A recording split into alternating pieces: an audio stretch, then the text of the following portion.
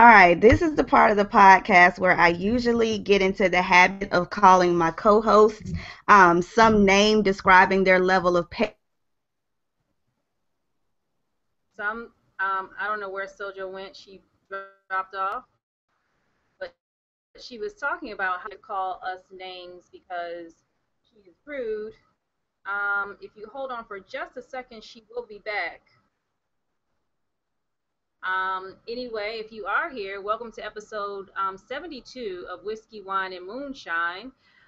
Today we are here with, well, me, Miss Smart. We also have Sojo. And coming in shortly, we will have Lady Buddha. I would ask them what they are.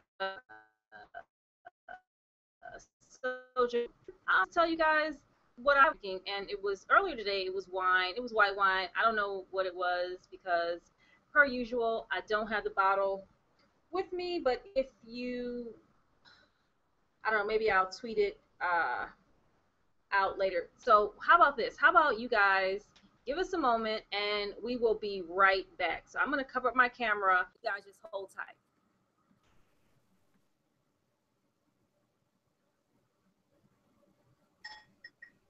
Uh-oh, okay, am I back now? Yeah, you're back. Okay, so I told people to hold tight because you had fallen, dropped off. I also told them that Lady Buddha would be in shortly. So, yeah, so what were you saying before your internet straight? Conked out. I don't Yeah. even know what I was saying. Really, just to apologize in advance to everybody, I've been having connectivity issues for the last 10, 15 minutes. So I know I'm going to be dropping on and off the call. And it's just you. So Miss Smart will be driving the bus all by herself if I drop off. But I'm not even where I left off. Did you You were saying introduce yourself? this is the part where you get real petty and call us names. That's what you were saying. Oh yes, but I was also giving y'all a compliment saying that you all have been shockingly well behaved. So I didn't have a name for y'all this week. See how God works? And let the record reflect we're always well behaved. It's just that Sojo is so petty. She seeks to No. find reasons to denigrate us publicly. So, but No, that is not true. That is not true. I usually describe how you've been acting for the week. whatever. So, Well, yeah, Miss Lady Buddha is on her way. I think we just got a message. I'm not sure if that was her or not. Oh, she says she's home and setting up. She'll be on shortly. Um, so while we're waiting on her, Miss Smart, you have any beverages this evening? well, as I told the people, I did have a white wine that I finished like the last of it, so I don't have um, the name of it or even a glass beside me. It was one of those urban wines that is so deliciously sweet and not necessarily the classiest thing. It wasn't a Moscato, but it was something sweet and bubbly in a blue bottle. So It was I don't something know. for the Negro palate. Definitely for the Negro palate and the diabetes department as well. Well, Hmm. I'm trying something new. Have you ever seen these little to-go wines? I saw them on Shark Tank because I watch it all the time. So I did see that. And so you have one. How is it? I don't know. I'm opening it right on the show. I actually got two. This is Copa Divino Chardonnay. Yeah. I also have a Pinot Grigio downstairs. So we're going to see. I thought it was cute because I was like, oh, these are little to travel to go wines. Hmm. Nice little container. And it comes with like the little juice box, like roll off. Oh, it Oh smells good. yeah. Yeah. Smells very good. But then you can also put your top right back on if you need to travel. So, or if you're walking down the street at a festival or something. So yeah, this is my first time trying it. I also have my trusty water, which the only thing I've infused it with is just a little bit of ginger. So yeah, that's what I have this evening. Now, wait, does the ginger like does it like settle your stomach or anything? Like, what are the restorative properties of ginger? Well, they talk about a whole bunch of things for ginger, for blood pressure. I actually just like the taste because it gives the water a little kick, not a bubbly kick like a ginger ale, but you know the flavor of ginger ale. If Okay. you just like, and what you can do is either use fresh ginger, or I like to cut it up and freeze it like little little cubes or whatever, and just drop it in the water, and. It gives it a little taste to it.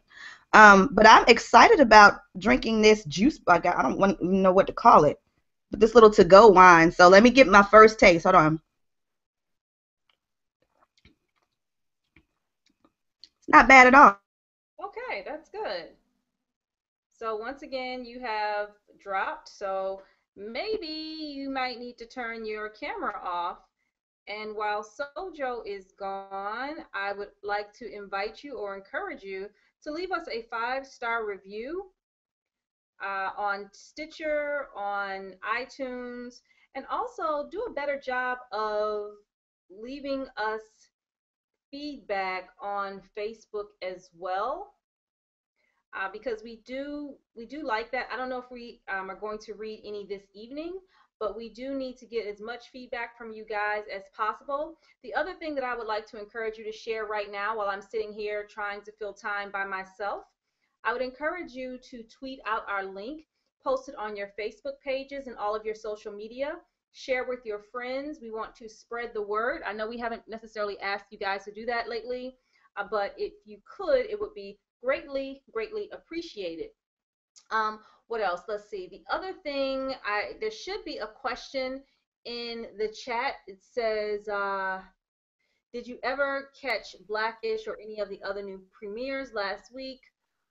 What were your thoughts? P.S. Don't forget to share our link on your social media accounts. So at some point this evening, we are going to talk about new television shows, but it does look like Sojo has rejoined us. And Sojo, I was suggesting that maybe your bandwidth is getting sucked up by the video. That's what I'm thinking. I'm actually about to turn it off. Yeah, Here let's I try go. that. Okay, so unfortunately, we're going to have to not see Sojo for a little bit. So we're going to try and see if that is the issue. So you'll be left at this point with me and my lipstick and my hustle sign beside me. Anyway, Sojo, I did read the question for them, but I don't know if you had intended to start that right now. What question? A question from the chat? Yes, dear. Okay, because I can't even see the chat right now. So Okay, so I'll read it again. Did you happen to catch Blackish or any of the other new premieres last week? What were your thoughts? P.S. Don't forget to share our link on your social media accounts. I did that, and I also encouraged them to leave us 5-star reviews and feedback on all of our social media. Do you want me to answer the question, or did you want to do something else? oh, let's do our feedback first, and then we'll get into the question because by that point, Buddha should be on. We had a 5-star review from Peanut Man 87. And he said, one of my favorite podcasts, he left this on Stitcher. He said, I was introduced to you when Phenom Black on Where's My 40 Acres shouted you all out on Twitter. All three of you have great personalities, and I enjoy listening to the diverse conversations. Miss Smart reminds me of one of my older cousins. Congrats, Lady Buddha, on your great news. And Sojo, stop giving these lovely ladies names like Terrible Tara and Awful Annie, LOL. Continue with the show and wish you all nothing but success in the future. So since I didn't have a name for this week, we're going to go with Terrible Tara and Awful Annie. I saw you put the L on your forehead. No, I was dabbing my forehead. I wasn't putting an L. I was just, I was getting oily right here. But that's just the bright light. I might consider stopping calling them names when they stop being petty during the week. So we'll see, Peanut Man. Wait, let me just defend myself on my during the week shenanigans. There are so many things because, we talked last week about decorum and being demure and presenting your best public self. I'm not in the public all the time. So occasionally, if I want to make, fun of somebody's fake ass New York accent or peanut butter tongue speech, I can do that. That doesn't make me a mean person. A mean person would treat that person badly or say it directly to them. The only thing I'm getting for these, for everything that you said, was that you admitted that you have petty shenanigans. That's all that I got from everything that you said. But y'all do act up during the week. Y'all really, really do. I remember a time when we first started the podcast, we actually thought about screenshotting some of our some of our shenanigans. So we might end up doing that because y'all are foolish. Buddha is going to be on as soon as I send her the link again on GChat. So let me do that. And while I am doing that, we do have another comment from a person on Google Plus that I'm going to read, but also at our feedback address, which is feedback@whiskeywineandmoonshine.com, where you can send us emails, and we will read those. Okay, so it looks like it's not necessarily her video because she did fall out again. So it is her janky internet connection, apparently sponsored by the people at BET. Hustle, no, I did not make you a sign. I made that sign for myself because this is where I work. um, he said, "What's this thumbs up, thumbs down in the bottom of my screen?" I just hit the thumbs up because y'all fine. Well, thank you very much. And I have no idea what that thumbs up, thumb down situation is because I don't see what you guys see. Maybe Sojo does because the she started the broadcast this evening. So I know she was going to read the feedback, but yeah, she's not here right now, so you're left with me, and I didn't pull up nary piece of feedback, so bam. And quite frankly, I have nothing important to talk about except for I don't know if you guys need an ottoman, but I got one from Target, just like something to just sit in my room, or I may keep it out in the living room for $24.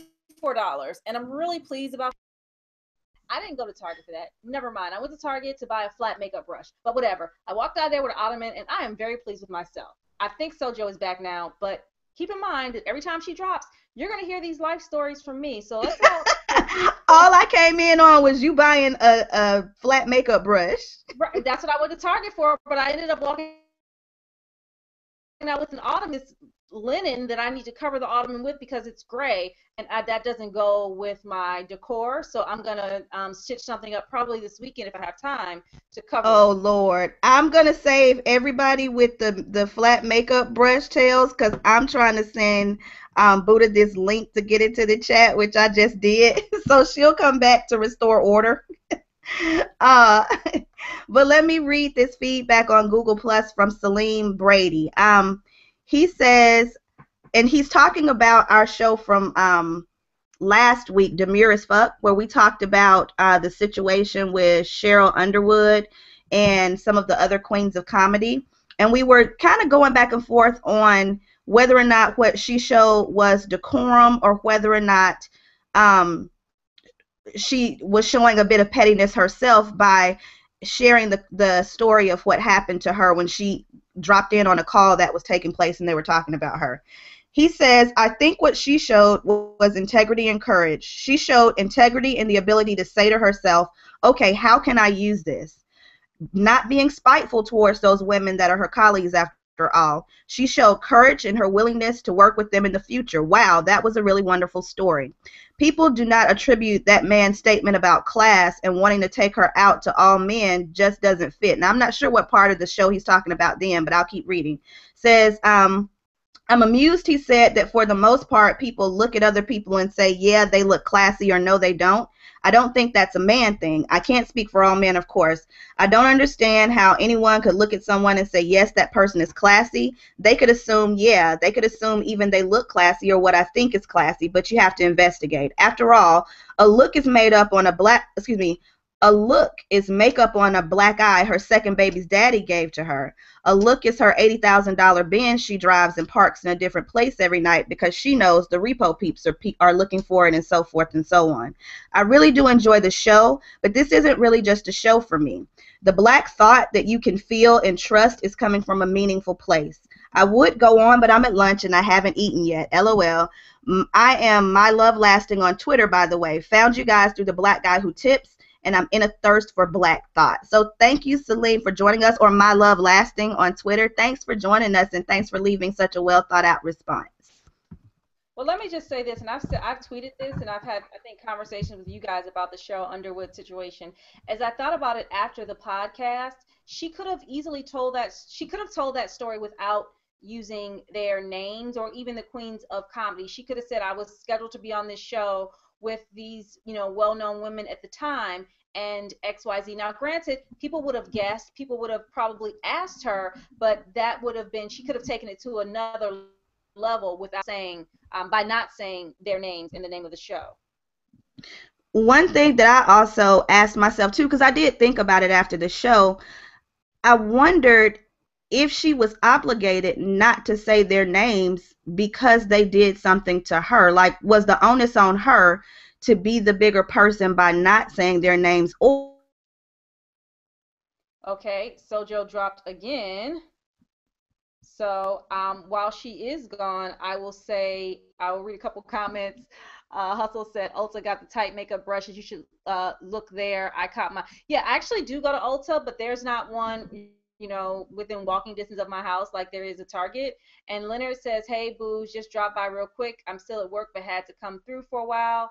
I'll be here for a bit, but I'm looking forward to hearing the entire episode." And then Hustle also said, "That's true because you look at me going to work and I don't look." Wait a minute.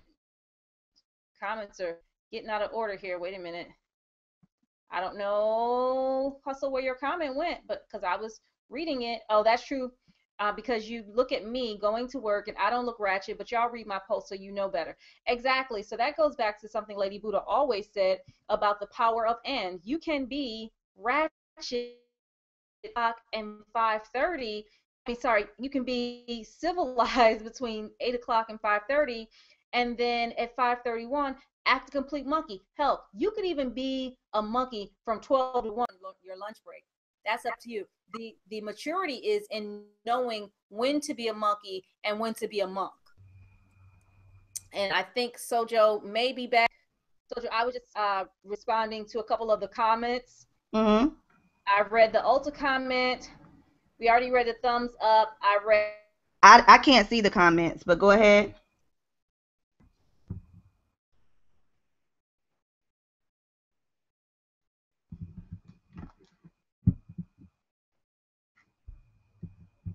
I think I'm dropping now too. Wait, did I drop for a second?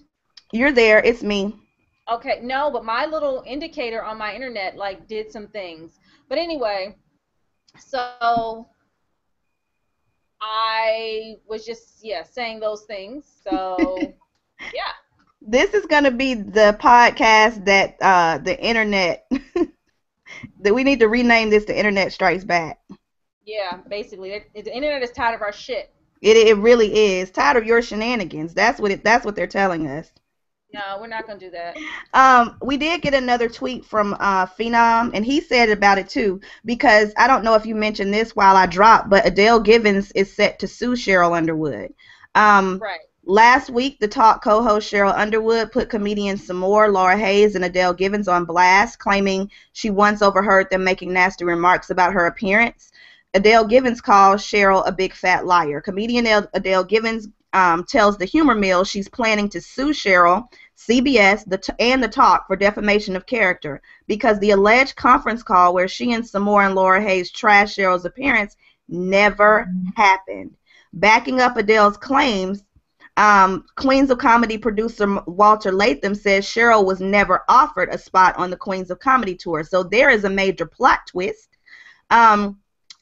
But when Phenom, he read about it, he tweeted us, Adele's giving silly dumbass needs to go listen to Whiskey, Wine, and Moon's podcast because this lawsuit is fucking stupid. She must be broke. So that was Phenom's comment about it. And then we got another comment from Professor LCH where she was talking about, because part of the podcast we kind of talked about Lady Buddha's wedding dress shopping. And she said, thanks, Whiskey Wine Moon, for giving a glimpse into wedding dress shopping. It was great to hear the ladies' sweetness, support, and presence.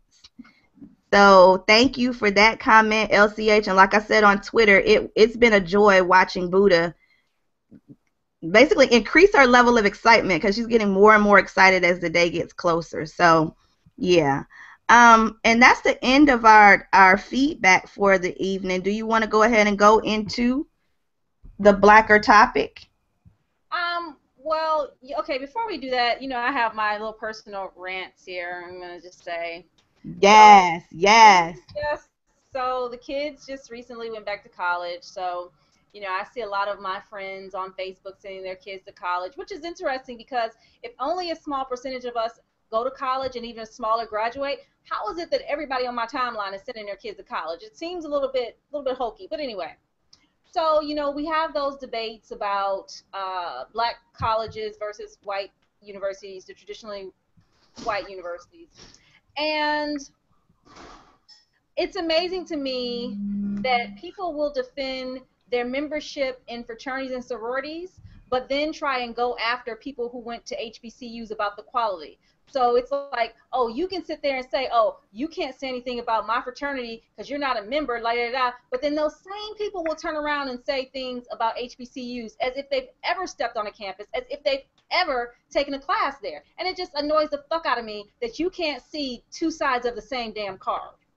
Hey, Lady Buddha. What's up? I caught the tail end of a smart rant, huh?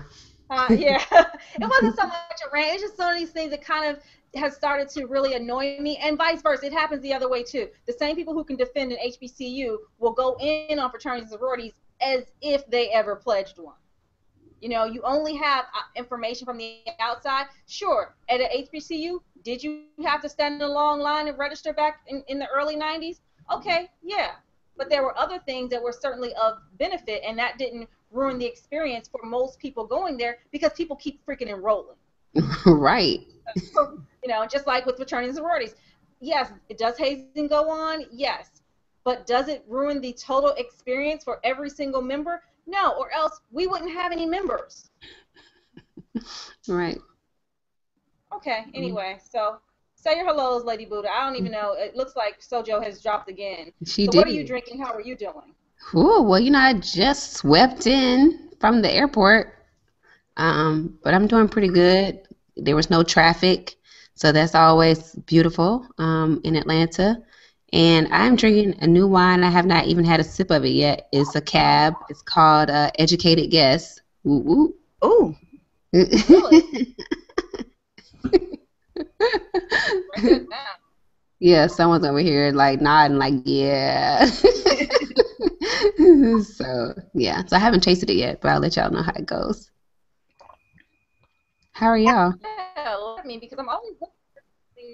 We're fine. Well, I'm fine. Sojo is over there or something on her internet. Just somebody's controlling it and doesn't want her to be, to prosper. So. I actually got a little hint from the Hangout this time that allowed me to adjust the bandwidth. So maybe that'll work. All right. Well, you sound really good and clear and loud. I don't know if you finished telling the story about the HBCU thing, but can I tell you something that happened on Facebook? I know we got a topic to get into, but let me tell you. My opinion. Go ahead. I'm sorry. No, let me tell you what happened on the FAMU side of Facebook. Buddha, I don't know if you saw this, but on someone's page, and I'm not friends with the person, but you know how HBCUs, how we always have rivalries. Like I always joke with you about Howard, or you joke with us about FAM. Like even in one of the other podcasts, when you said HU, I said, what do you mean, Hampton? Right. Don't bring it up. It was pretty funny. That was a good one. We were all like, whoa. Our little things are always in good fun. But this girl on her page, she went to TSU. She put up one of these, because I guess we're doing the game against them. She put up one of these whole things about us versus them. And then at the end of her comment, she put something to the effect of, because, they joked about our band, all that. But at the end, she put that a degree from FAMU was the equivalent of a high school diploma. Let me tell you what happened after that point. That doesn't even make sense. We got stats and evidence to prove against that. Is it like the White House press secretary? Anyway, we're not even going to go into that, but everybody got her ass together so quickly and effortlessly without using caps. Oh, good. Yeah. And I know Brian Smith, shout out to Brian, because he's an attorney, but he's over like hazing at FAM or, whatever his official position is. But he read her from top to bottom and then ended with like a little good-natured joke at the end that all people could do at that point was just post memes over and over again. But did you guys play TSU this weekend? Because I know it was their homecoming. I think we did. I haven't been honestly. I haven't been keeping up the schedule with the exception of homecoming. No, we don't usually play them for homecoming. There's usually a separate FAMU TSU game. It used to be the Classic, but now that we don't have the Atlanta Classic anymore. But they had it in Miami. Oh, they did. Oh, see, I know. That's what my understanding was from a Miamian, because I thought that I was going to be down there around the time of the game. So I was like, okay, that's going to be a little too much action. But well, I know that rivalry stemmed from the Classic that used to be in Atlanta all the time, but it just got to me when I read her comment just about, we just talked about how a lot of times HBCUs have to defend themselves against PWIs, and for us to go back, like, there we go. She's gone again. So I don't know what she was about to say, but I'm sure it was prolific. I'm sure it was. I'm looking it up because I have to know.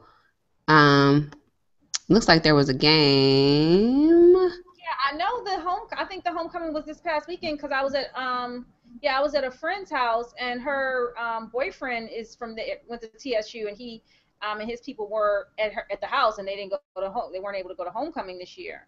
So I don't. Well, TSU definitely won the game, but they're not listing it as. So I don't know if it doesn't use the word homecoming in this particular article about it. It just talks about the stats, and yeah.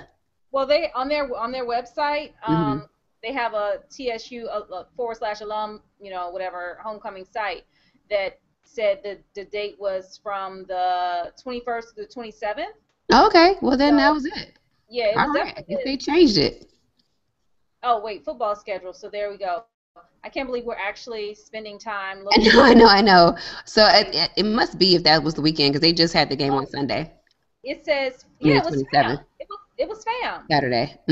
Okay.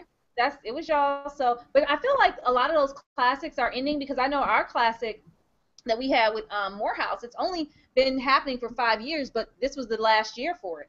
So I don't know if there's going to be something else, because there used to be one that was I think they would go up to New York and play. But see, I think ours stopped when the band wasn't playing. I think that was the last year that we had. I think they tried to have one that year that they got suspended, and after that they haven't had one. That's what, if I'm remembering correctly, because we used to treat that like a homecoming. Like, people, that was a big deal, the FAMU TSU game. Everybody came, everybody hung out. It was like be out day. So anyway, yep. Well, yeah, so my original, I think you might have missed it, was just basically, I find it hilarious that somebody can defend one and then attack the other based on this, using the same logic that people attack them with, if that makes sense. So if you attack my HBCU, I'm going to defend my HBCU, but then I'm going to attack your fraternity and sorority based on that same lack of information I accused you of having, of basing your opinion on.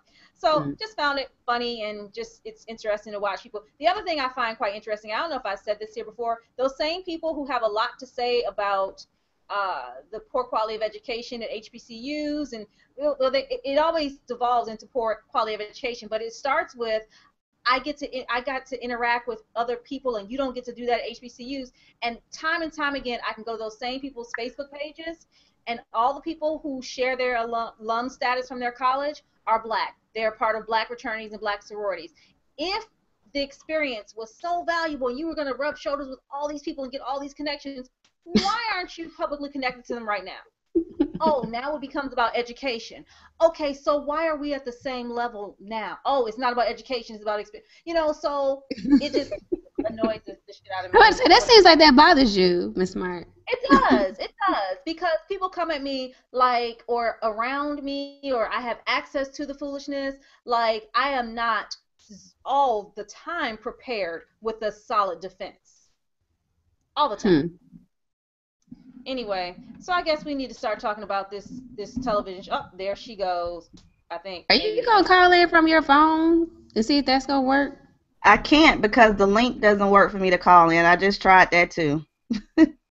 Wow. I don't know what it is. The conspiracy. Right. They don't, you know what? They don't want us to talk about Black-ish. It's the CON. They don't want us to talk about Shonda. Wait, let's go back. How come you didn't fill in what you're supposed to fill in? Come on, it's a CON. Conspiracy. Conspiracy? Okay, come on now. We talk about black shows. Let's take it back. Sorry, I was taking a sip of my wine. Yeah, You but Miss didn't even Smart get was a in the chance room. to see it. Oh, you know why I didn't fill in? Because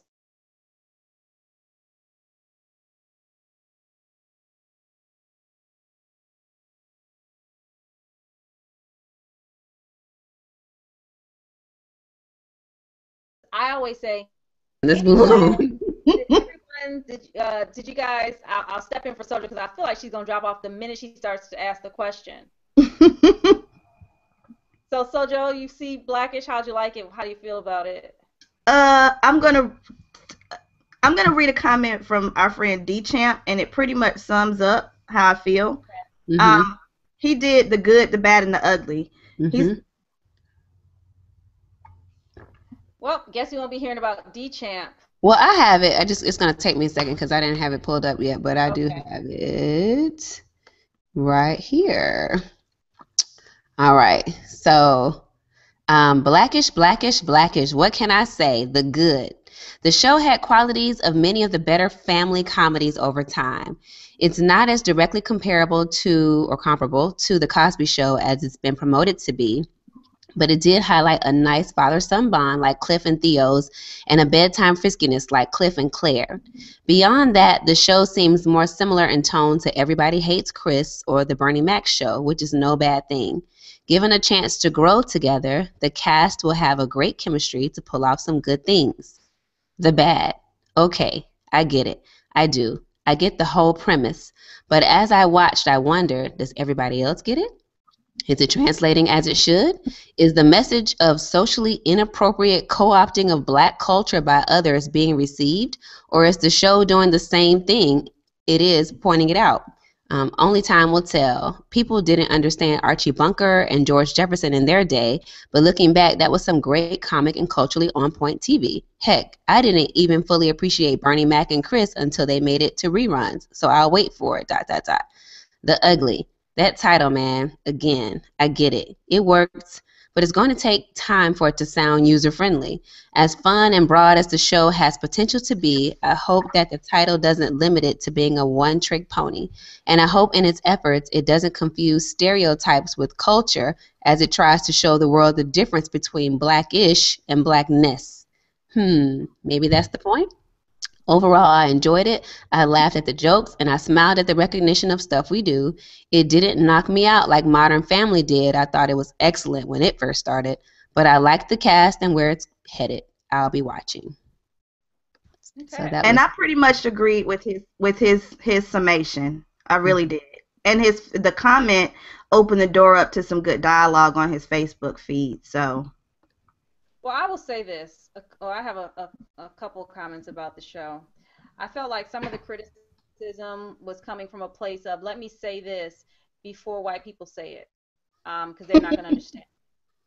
Second, I identify, and several of my friends identify on 2 points: being that black face in corporate America, and mhm. your children being those black kids in a predominantly white classroom, a predominantly white neighborhood, and I've had many conversations with my friends in that they will drive an hour to a black church to make sure their children are in a odd girl or boy out, or in particular with mm, the boys. I've had conversation, my friends have their kids in Jack and Jill and whatnot, and make an effort so that, again, their child has opportunities to gain confidence without what's the word I'm looking for? Well, being the odd man out at an early age.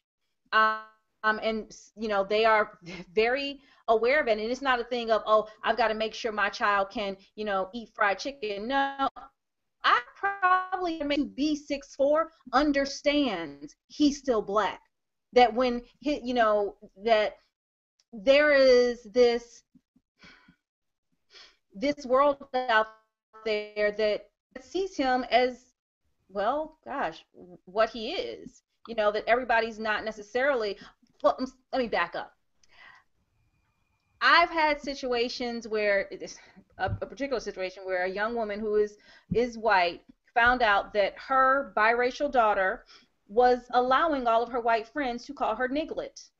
Now, if that little girl had any sense of self, the little girl is now a grown woman. If she had any sense of self, she probably wouldn't have thought that that was cool. Even if she told her friends, it hurts her feelings. But just little stuff like that, where she made herself less than in order to get along, if that makes sense. I'm just now talking.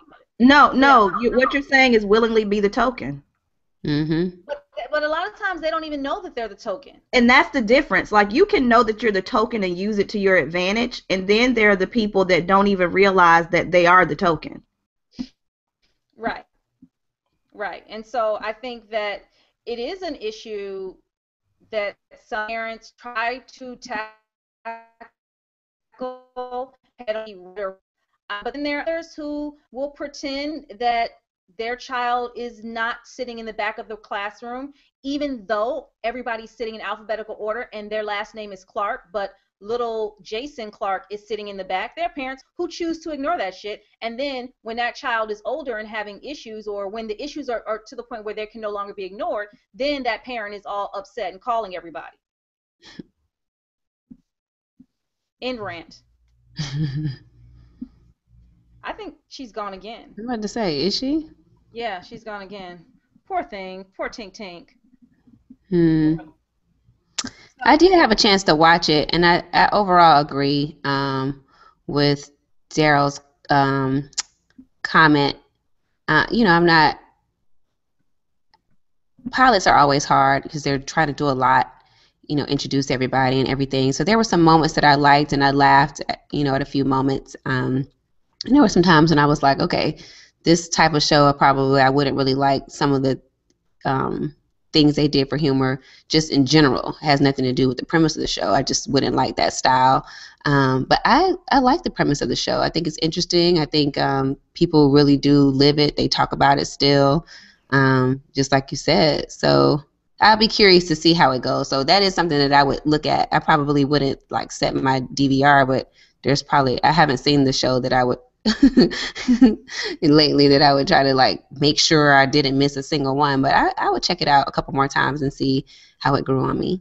So I don't think that I watch the show regularly either, because I watch so much TV that it's got to be exceptional for me to sustain my interest. Oh, are you kidding me right now? Are you kidding me? It's got to be exceptional. Exceptional. Why exceptional? I do not necessarily mean ratchet. Yeah. Wait, I do not mean ratchet list. It has to have something to draw me. Like, even with reality TV shows, I don't watch them for the whole season. I'll start in watching something and then I'll drop off. It has to be something that catches my eye. I didn't mean that it has to be demure as fuck. No one thought that. But no, it has to have something to catch my interest, and I don't really think that's going to catch my interest. But what I will say is, for the people that went as hard as they did against the show, I felt like no matter what, it still opens up the door for conversation. Exactly. That's why I'm just like, that's cool. Is that a bad thing? Yeah, and is that a bad thing? That's what it's supposed to do. Even if it's not, great television, the topics themselves are things that people can relate to and actually talk about among ourselves later on. So, right. I'm all for something like that. I don't think, okay, so I understand as well it's a pilot, and they certainly can't base an entire show, several seasons off of the fish out of water premise alone. I get that totally, and I do think the discussion is a good one. But I think where people miss the mark is that equality, we will truly reach equality in this here America when it's okay for us to have a crappy show and it stay on television several seasons, just like a white show can. Yep. When a Latino show can stay. When Mind of Mencia still on? Because that was crap. I'm about to say, well, we have examples of that. We have Tyler Perry shows. Well, that's because he's friends with Oprah. I'm just saying, though, we do have that. But I do understand. I do take your point. And actually, Daryl made another comment. On a major network. He made another comment recently, Daryl did, basically that, the show doesn't represent the entire Black experience, but it represents a Black experience, which is what we talk about all the time, is the fact that the more that we see, we can also kind of expand opportunities to see other things, because it's not just one way to be Black. There's not just one way to experience Blackness in a predominantly white setting. I mean, there's all kinds of ways, and this is a tongue-in-cheek way to kind of address some of the things that some people do experience. I mean, that's just kind of what TV and art is for. So yeah.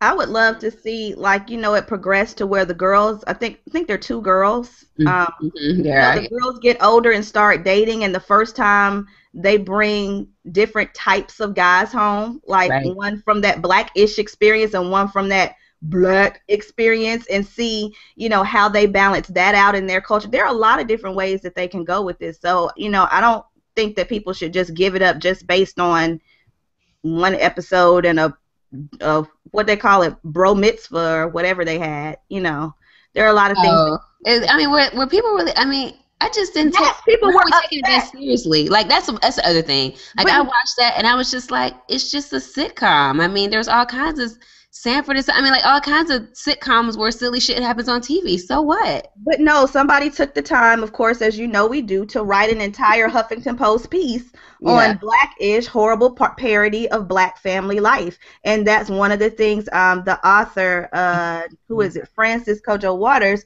talked about, was the bro mitzvah.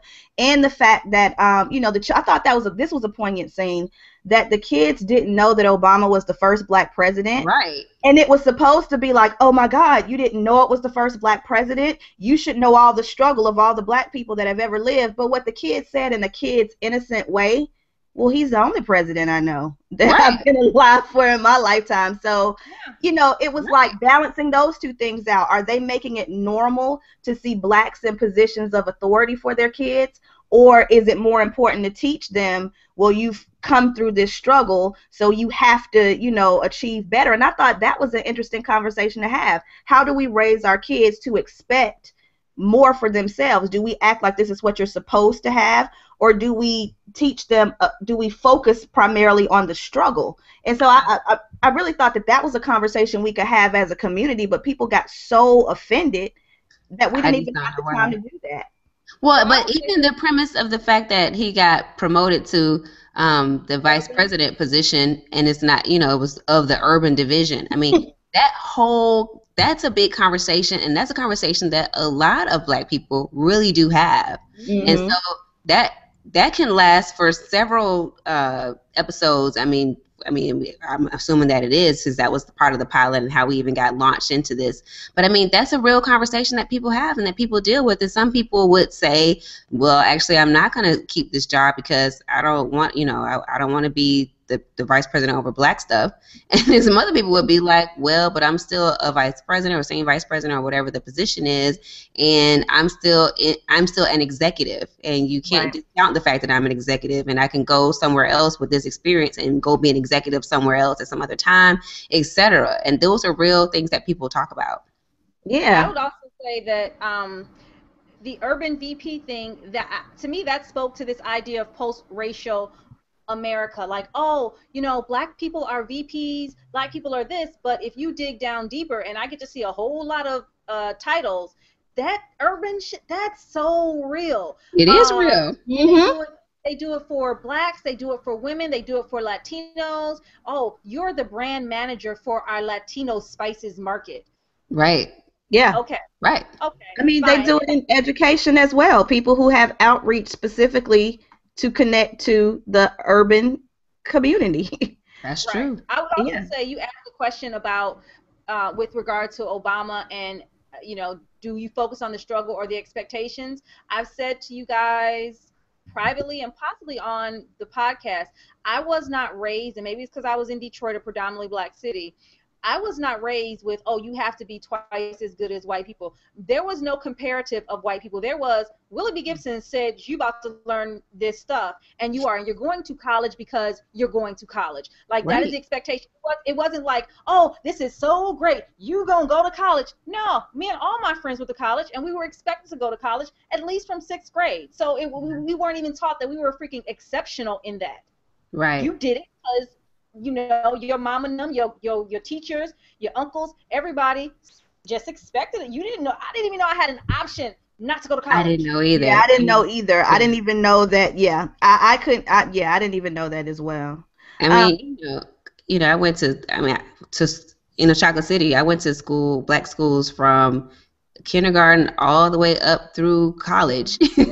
yep. So where I could, up until college, count and name the white people in the building, the teachers in the Right. Miss Blaze. right, who was one of my favorite teachers. But yeah, Fonda. yeah, and so, but be also, just with my family experience, I mean, college was a foregone conclusion. I didn't realize that it was different experiences until I went to college and started to meet people who were first generation college students and things of that nature. But I have grandparents that went to college, so it's kind of like, I didn't know. So that's back First to the range of generationers, experiences.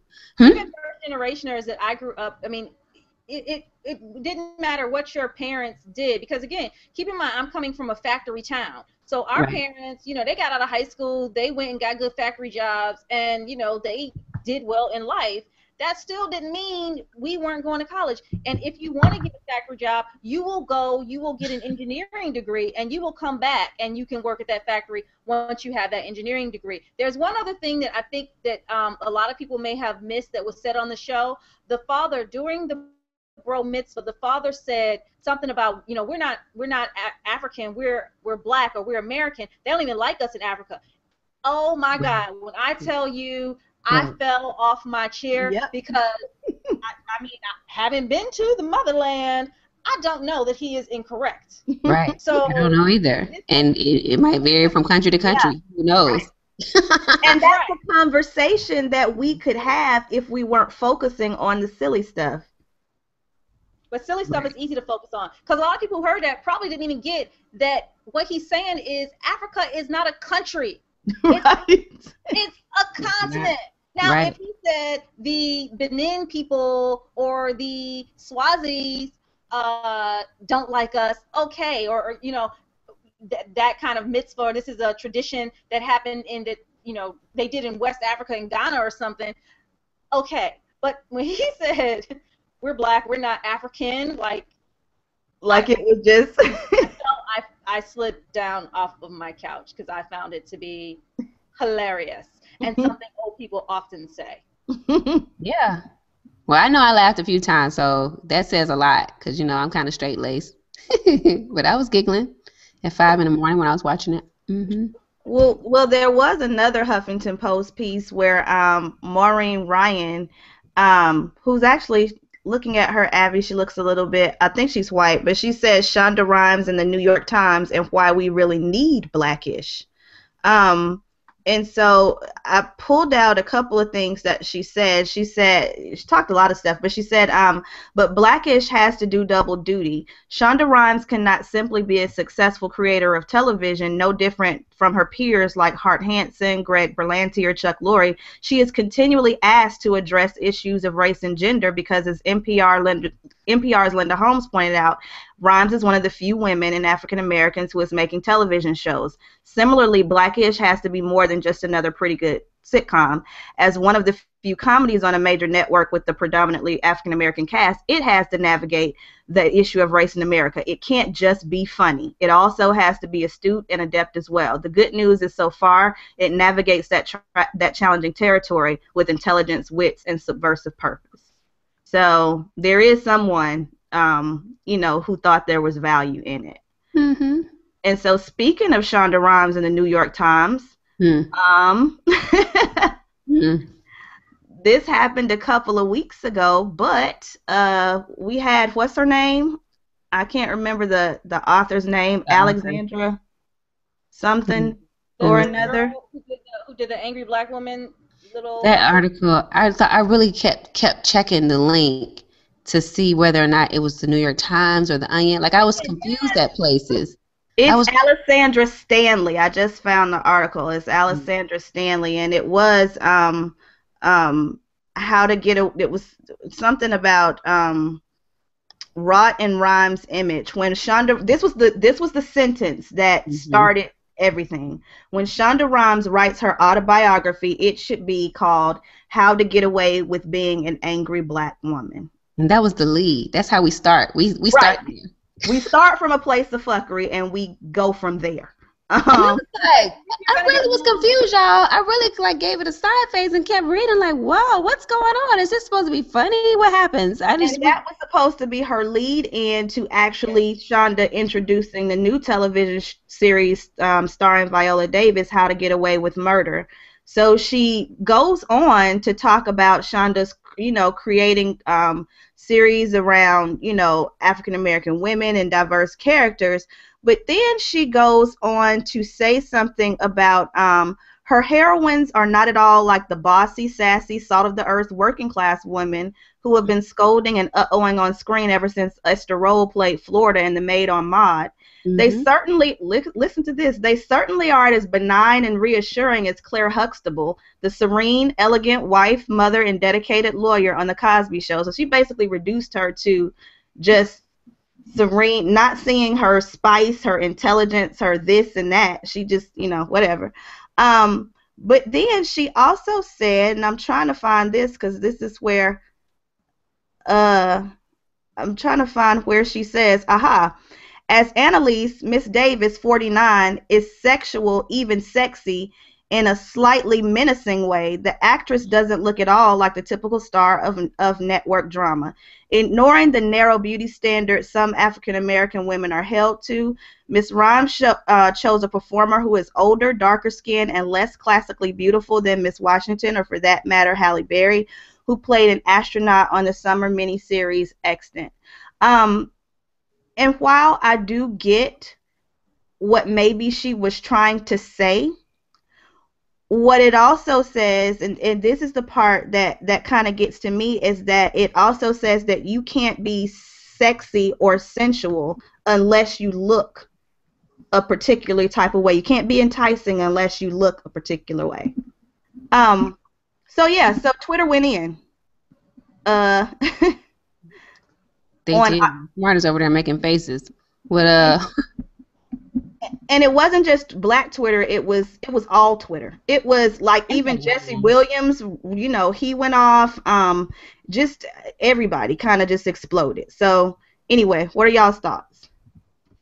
Well, the show was great.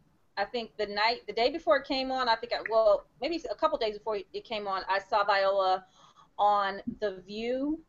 And if I could gather a bunch of little black girls to watch her segment, I would. Because Viola slayed with her natural hair, with her red lipstick, her tight body, and her confidence. That is what our little girls need to see. Not to say seeing Halle Berry and Beyonce aren't great, because they are too. But they also need to see, and this is why, as a side note, there is one picture of me with a Raggedy Ann doll. I have never had no white doll. My mother didn't play that. As far my as mom didn't play that either. pretty, and I had one Barbie, that's it. Yeah. Well, I had all black Barbies, and I remember somebody bought me a Baby Alive, and my mother took it back and found a black one. And she didn't play that. You're not going to, not only were they black dolls, but I had the dark Cabbage Patch doll. Like, my mother made these I did efforts. too. I had the Hershey's Kiss complexion. Yeah. We're not going to have you learning to nurse Nolo babies that don't look like you, or thinking that the Barbie doll with the blonde hair and the blue eyes is the only one that can live in your Barbie dream house. The hell, not on her watch. So I say all that to say that I have that. I hope I didn't delete it. I have that segment to pass on to my friends who have daughters, because the little girls may not necessarily hear what Viola's saying, but they need to see her on that stage. They need to see her on that stage with Whoopi. They need to see her on that stage. I'm telling y'all. And the thing is, you talked about the way that she carried herself and her confidence in her walk. I listened to the AfterBuzz, and that's like the network that does all the television show recaps or whatever. And it's a multiracial panel that usually does the recaps. The first thing that those people said, and it was a mixed race panel, was the first thing that grabbed them was in the first scene after the whole burial thing, when she walked into that classroom, how they shot her from the back walking in, but her strut was so fierce and so confident that she walked in like a force to be reckoned with. And that's the type of thing we need to teach our girls, is that whenever you step into a place, you do it with such confidence that people can't help but to ask, who is that? Because Right. our girls are taught to shrink to fit. They are taught to feel, okay, maybe I need to seek acceptance before I'm able to blossom. No, ma'am. Step out there immediately. That's right. So, I've always enjoyed Viola as a character, but ever since she's gone to that natural hairstyle, it's like she stepped into who she was. The very first time they showed that photograph of her, and her hair had just been dyed, and I think it had twist or whatever, I was like, wow, she's everything. So, So Anika Noni Rose on Twitter started talking about that whole thing, and she wrote a couple tweets. Thank you Viola Davis, thank you Shonda Rhimes and Rogue Critic for your vivid disrespect hiding under the cloak of criticism. Well done, you don't define us. And she just started tweeting for everyone to adjust their bios to include classically beautiful. And she said, my bio has adjusted itself for the truth that will not be hidden, smudged, slandered, trifled with. I'm here.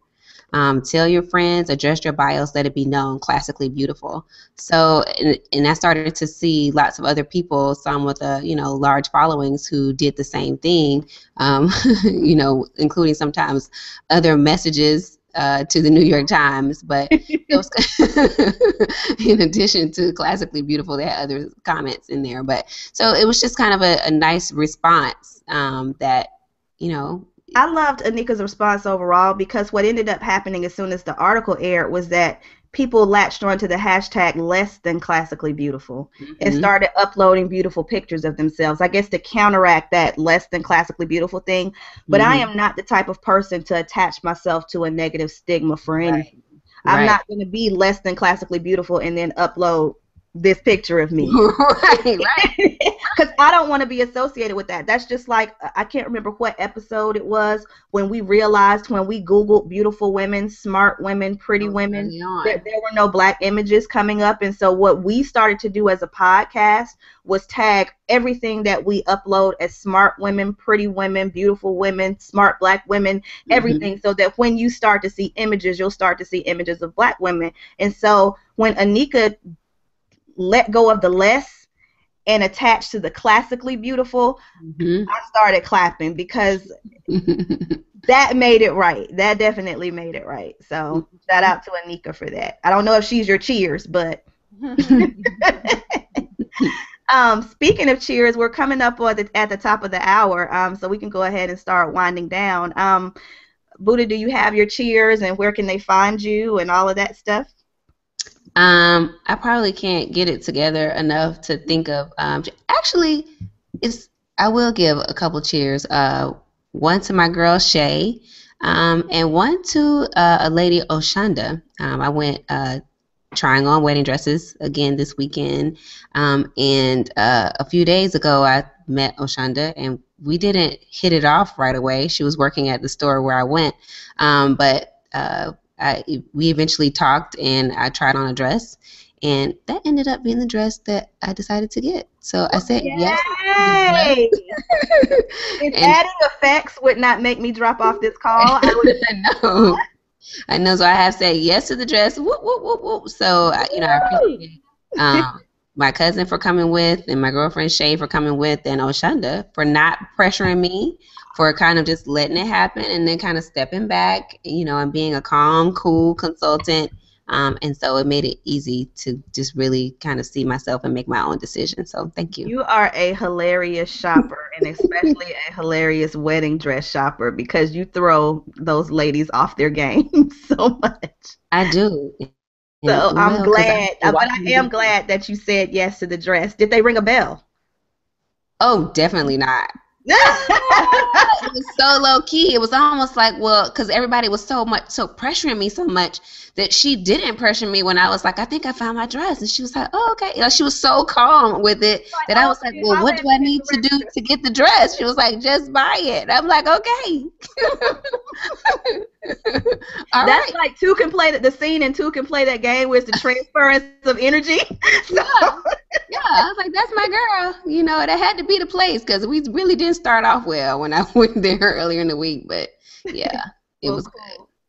Where can they You find you can find me on Twitter at ND Collier, COLLIER, and also on my blog at cocostudio.com. That's COCO Studio Singular, cocostudio.com. What about y'all? you? Smart. Um, my cheers goes to a young man that I have known for years. He was my neighbor. His name is Kari Parker. He went to the University of Maryland. He is from Maryland, and he recently published a book. It is called The Lost Curriculum: Mm, what school didn't teach us about personal finance. It is available on Amazon. It is a very thin book. It's written in simple language. It goes through things like, obviously, stuff like credit scores, but also building a budget, saving for a rainy day, how to basically get other sources of income, surviving student loans, stocking up on stocks, how to get stocks and stuff. Yeah, so I think it was like maybe $14, but at some point they did have a free downloadable version for the mm-hmm, Kindle. mm-hmm. If I have any educators out there, anybody that has like kids that are maybe in like the 11th or 12th grade. Okay, I was just um, about to ask you because yeah, was it good for teenagers? Mm-hmm. yeah, it is good for a teenager in that it gets them thinking. And the premise of it is the lost curriculum, what they don't teach us about personal finance. Well, with the educational curriculum the way that it is, they have so much stuff that they're trying to cram in that they forgot about those basics that we need to know, those life skills Right. that we need to know, and they assume that we're going to be taught those later on or by our families or whatever. So that book is definitely a must-have, and we'll go ahead and add that to our WWM Pod Reads tab, where we have our Pinterest page where we pin all our favorite books. So if you guys want to get the link there, we can definitely link it. And I think, Smart, you also put that on our Facebook page as well, didn't you? I put it on the Facebook page and I also tweeted it.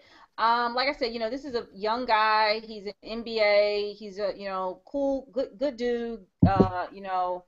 Well-rounded, just good person, very smart. So, yeah, please support. And if you want him to come and talk to groups, I'm sure he does that because he just did a book signing this past weekend. I didn't go, but I did see that on the interwebs.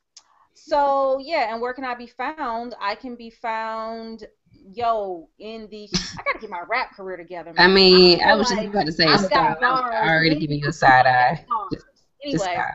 so you can find me on the Twitter at think_P_smart. So hit me up on the Twitter, peoples. Sojo? Well, my cheers is real simple. It's to all the classically beautiful women, which means to all women, because in our own ways, we are all classically beautiful. So, and definitely Mm-hmm. shout out to Anika for initiating that hashtag. You guys can find me on the Twitter at SojoXOXO. That's SOJOXOXO. My website is www.feminine.com. That's FEMINYIN.com.